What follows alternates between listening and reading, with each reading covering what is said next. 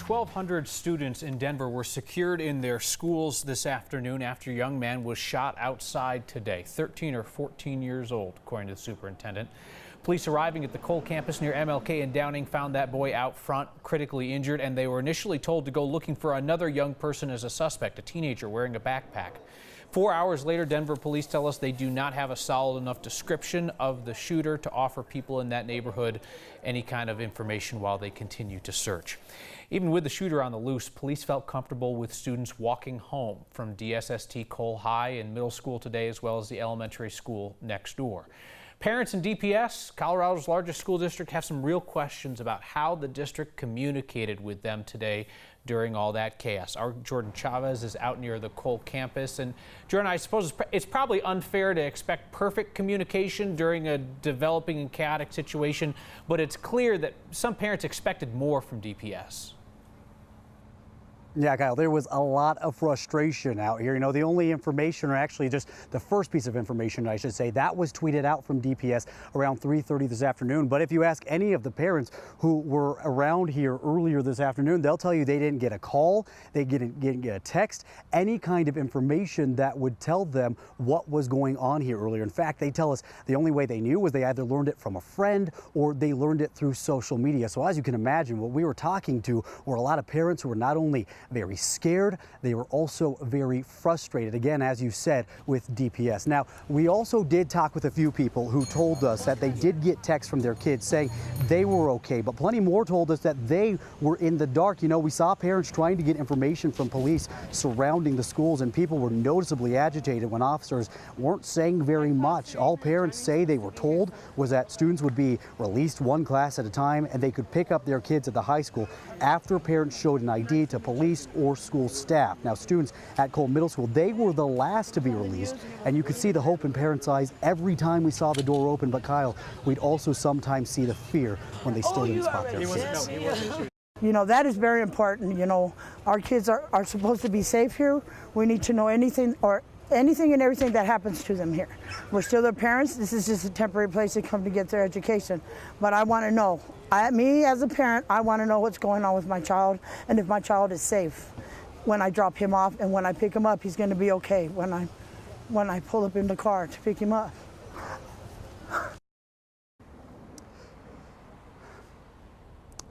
That's Mary Martinez that you just heard from. We were there when she was reunited with her two grandsons, but she says she's now considering if she should keep them in this school or if she should pull them out and take them elsewhere. That's actually a conversation, Kyle, we're hearing from a lot of people. The other option that was being thrown out a lot today was if people should homeschool their children. I understand people's frustration. Hopefully they can just open up lines of communication with the school and let them know what their needs are going forward. All right, Jordan, thank you very much for your reporting today. The road to recovery for Colorado Springs police officer Jem Giselle has led him to the Denver area. The officer shot in the head during a confrontation with a suspect earlier this month has come here to continue his rehabilitation. Today, a motorcade took him from a hospital in the Springs up to Inglewood, where it pulled up to Craig Hospital, one of America's foremost rehab facilities. You thought the A-line was done with flaggers. I thought the A-line was done with flaggers. RTD thought the A-line was done with flaggers, but they are back because of a software issue. It was actually discovered during testing on the G line, the still unopened train line out to Wheat Ridge and Arvada. So they find it on the G, but it was serious enough that RTD has returned flaggers to 3 crossings on the A line, where they're going to have to remain until federal regulators sign off again. There's no timeline for when that'll happen or when that G line will finally open. The latest government leader in Colorado to pick up the fake news bullhorn is the head of public safety in Longmont, Chief Mike Butler. In an open letter on Facebook this week, the chief wrote, "Because the media chooses to dramatize the human condition, markets fear and fault, and looks for someone or something to assign blame, we may understandably conclude that headlines and reality are synonymous." The last time we heard Chief Butler bemoaning inaccurate news reporting, it was when we were telling you about Longmont police conducting warrantless searches of low-income housing, all because the housing authority thought it was good training for drug dogs. The chief said our reporting was inaccurate, but he refused to provide even a single example. And before long, the chief was apologizing for the constitutional violations. and Longmont paid out a settlement to tenants. I don't believe that that reporting attempted to dramatize the human condition, as the chief says. And you're absolutely right. We assigned blame. We assigned it directly where it belonged, with the officers involved in those improper searches and the leadership that allowed it in Longmont. Assigning blame where fair and appropriate is a vital function for law enforcement officers like the chief and for journalists who report on the actions of government. Now, that reporting, while uncomfortable, it's essential to protect citizens' liberties and to prompt meaningful reform like what we saw in Longmont. I respected the chief's eventual decision to come clean on those searches and to promise to do things differently. But it appears that at least one lesson that could have been learned in Longmont was not. Casting doubt on journalists across the board might be a good strategy for the chief should something go wrong in the future, but it's a corrosive idea for our communities, where law enforcement and journalists serve separate and important functions. Chief Butler has an open invitation to come on this program for a conversation about his concerns with the media. May I make a recommendation? Point you towards something that did not come from us but is worth reading. It's another perspective on the highly contentious debate about physician-assisted suicide. A woman named Kristen Hansen says she's forever thankful that her husband did not choose assisted suicide. He had terminal brain cancer in his mid-30s. He was given 4 months to live. Kristen said they were dark months, and he later said he may have taken a lethal prescription had it been available to him. But he ended up in an experimental treatment program that extended his life 3.5 years. She argues that had they relied on that original prognosis and given up hope, they wouldn't have had those 3 years. Her husband devoted his last year alive as president of a Patients' Right Action Fund that works on behalf of patients opposed to physician-assisted suicide. So I bring that to your attention because that family's perspective is different from the one that we profiled at length on Next. Remember Kathy's story? She had end-stage COPD and she got a prescription to end her life. Kathy's death was the first one that we had heard of in Colorado since physician-assisted suicide was legalized. This was back in March of 2017. Perhaps you also remember Kathy's husband, Herb. He talked with us a number of times about that family's decision-making process. So you're welcome to revisit both perspectives on the Next Facebook page. 1 month into our great scooter experiment in Denver, and there's a company that needs to update its equipment. Bird is one of the operators that flew in 250 scooters, but the second that you step on one of those scooters, you are faced with misinformation about how you can legally use it in Denver. Our Marshall Zellinger took a ride using the correct method. Bird has launched 350 scooters. Lime has launched 350 scooters. You don't say. If you haven't noticed the electric scooter Boogaloo, open your eyes. And when you do, look down at the instructions on the Bird scooters, the stickers that say no riding on sidewalks. Scooters are classified by local and state law as a toy vehicle, so right now they're allowed on the sidewalk. Yeah, the only place to ride electric scooters is where the Bird sticker tells you not to. When it was brought to our attention that Bird had those stickers, we talked to them and we did not want them contradicting with our program. So Bird is working on it and they are creating new stickers. On the Where to Ride video on Bird's app, it tells you ride in bike lanes when available and avoid pedestrians on sidewalk. We're still navigating through state and local law to find a way to allow the scooters in the bike lanes, but we're not there yet. But at the very end of the rules on the app, it spells out what's legal where you're standing. Current law requires electric scooters to operate only on the sidewalk. These are revocable permits, so it's really in the operator's best interest to educate their users on how to properly ride, watch your speeds on the sidewalk, and always make sure to yield to pedestrians. For you eagle-eye watchers out there, you probably noticed it said helmet required and license required. Well, Bird and the other scooters don't leave helmets with their scooters, and the license is for you to scan when you use it for the first time, which I did today. I don't know why they need that, but they say they just want to know that you have a driver's license. And if you're wondering why you didn't hear from Bird, Kyle, because I know you are, we asked for comment on the record, and they refused to give us an on-the-record comment. Which is how we like them, because then we can tell people about them. Yeah, if they're not on the record, then we can't tell you. A lot of good that does us, huh? Bird. All right, thank you, Marshall. So Jared Polis, you know him, he's running for governor. He has an ad that touts what he gave his employees as a business owner. The part that caught our attention, though, is when the Democratic candidate for governor speaks for the first time, about 20 seconds into this ad, and it's the subject of a truth test brief with the busiest man in our business. Again, Marshall Zellinger.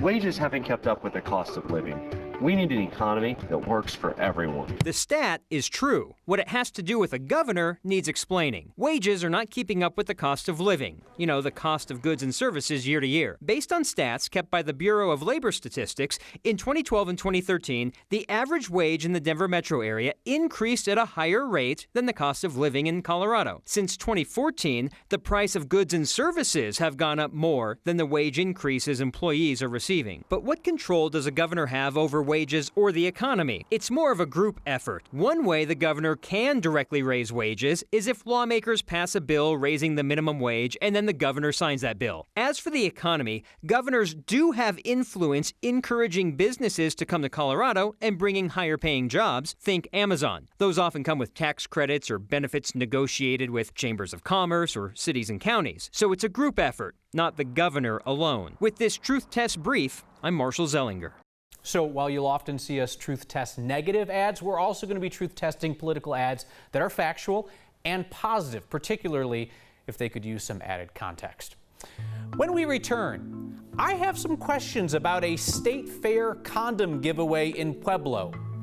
It's the new ring toss, I suppose. And our next question asks why some Coloradans get to hide their license plates.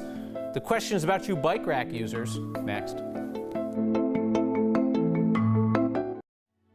Next viewers seem to have special interest in Colorado's license plates. Hey, we're game. This is your show. So our next question is about obscured license plates, like behind bike racks. Is there something that people should be getting to display the license plate on another part of the car so it's not completely blocked? All right, we'll continue your license plate fascination around here. This next viewer sent us more than a dozen photo examples collected while safely stopped over the last 2 months. Colorado State Patrol says, you know, this is a tricky one, because if you move the plate to a more visible area like a back windshield, you got to make sure that it's not too darkly tinted, because that, again, obscured plate, $22 ticket. CSP says you can move the plate to the back of a bike rack, but only if it's securely fastened, and again, not blocked. And they tell us they want it 18 inches from the bumper, clearly visible. Even the troopers acknowledge if you mess around with this and you move it to the outside of the rack, that could make your plate prone to falling off or getting stolen. So use your best judgment.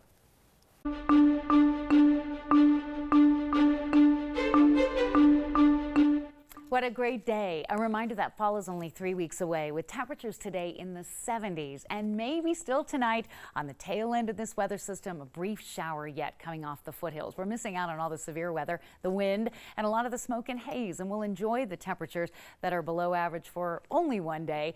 But speaking of smoke and haze, yeah, there is a little bit of it creeping in. With the wind shift coming in with that front early this morning, there's a tiny bit of it just moving through northern Colorado, but it will move back out again. Low pressure bringing severe weather and travel issues in the Midwest. High pressure means a return to summer weather around here. Calm, quiet, a brief shower possible early tonight and then clearing. Then we get some dense fog coming into east central and southeastern Colorado. It won't make it all the way into Denver, and we have a nice day coming up for you tomorrow. Back to sunshine and 80s after kind of a cool start. A dry day tomorrow and then summer weather heading into the unofficial last weekend of summer. A lot of pools closing, a lot of outdoor plans and barbecues, and we've got 90s for Thursday and Friday. Slight chance of a storm Saturday. Beautiful weather for Monday and for Tuesday. And up in the high country, some of these clouds have actually brought rain, something we really do need. For sure. Thank you, Kathy. So most of the time you line crossers operate with impunity. No consequences when we say you've crossed a line. But not so for the dude who drove over the curb and into the DMV office in Greeley today. The old gas pedal brake switcheroo? You know it. This was somebody there with a learner's permit, and that driver's now headed to court with a careless driving citation for crossing the line and the curb and the front window of the DMV. Dr. Max and Steve share the secret to getting more work done. It's about walking away from your work. And a condom giveaway at the State Fair makes me wonder what's happening at the State Fair these days. That's next. Dr. Max and Steve Stager think the way to get more work done is to get away from your work. And there's actually science behind the idea of a micro break. Our next team has mastered the micro break, aka messing around at work when you enjoy your coworkers who just happen to be friends.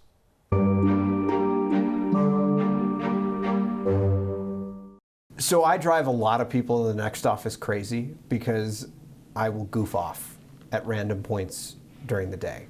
I'll just stop doing whatever I'm doing, take a break, play some funny YouTube video on my computer, and then go right back to work. And I think it drives my coworkers crazy. But you're telling me that that's actually okay. I am here to tell you that you are right and your coworkers are wrong. Yes. That's what I've been waiting for my life. So Yeah. what is the deal with a micro break? Yeah, so these micro breaks are great in the workday, and micro break is like they aren't kidding. It can be as short as 30 seconds, up to maybe like 3 or 4 minutes. So a very short break, fairly frequently throughout the day. It helps people, employees, be happier at work. And then the specific research that I'm talking about looked at salespeople, and it actually made salespeople better at their job, especially the workers who were kind of already unhappy to begin with. These micro breaks really help. Really? Now this guy with the socks, he's not doing a micro break right though. Not exactly. Now he's wearing awesome socks. Yeah, that might be the right part about it. I would say leave your shoes on. Yeah. That's probably going to upset some coworkers.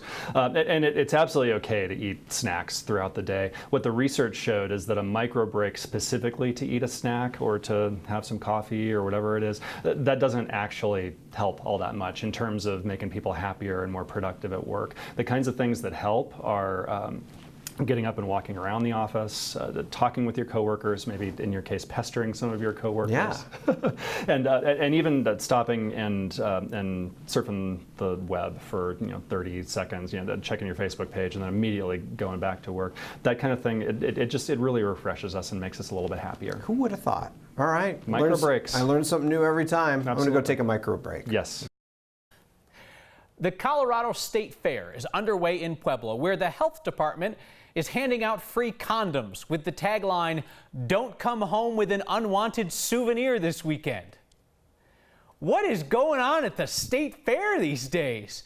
They've added some new attractions since I was a kid. I mean, you used to come home with a big teddy bear or a goldfish in a bag, not an unexplained burning sensation.